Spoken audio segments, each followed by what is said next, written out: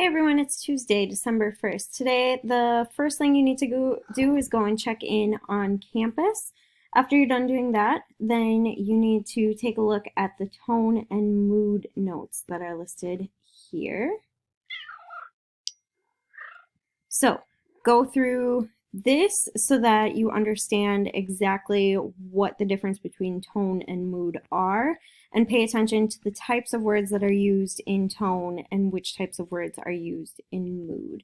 This is going to be really important in figuring out the tone and mood both in our practice story, Muffin, and in your own story that you're reading, your own independent reading book. After you're done taking a look at the tone and mood notes, and you should take notes as you look at that, then you need to look at the tone word list that is right here.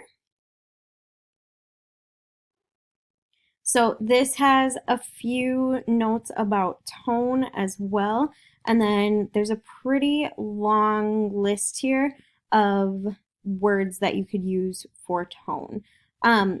We need to be really careful when we're talking about tone because a lot of times people want to use words that are typically related to emotions. And tone isn't really an emotion, it's more of an attitude. So you need to be careful about which words you're using. So it's going to be really important that you are referencing this tone word list as you go through. There are definitions here so that you know what each of these words mean because some of these words might be new to you. Feel free to use them even if they are new to you. And if you have questions about any of them, please let me know.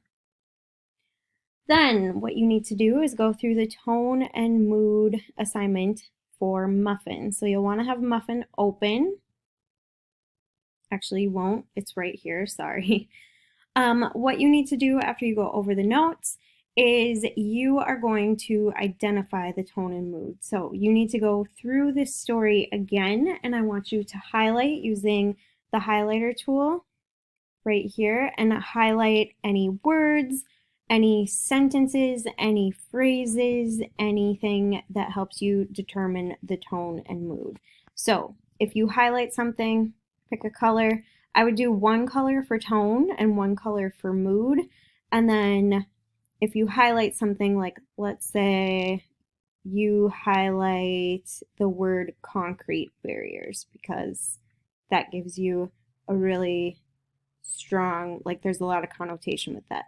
So highlight it, and then depending on whether you think it adds to the tone or the mood, you're going to type some notes over on the side that tell me why you highlighted it and how it helps contribute to the tone or the mood of the story. Once you are finished, then you can go ahead and put it in the Dropbox. It's due tonight at 11:59. If you have questions, please let me know. Otherwise, have a great day.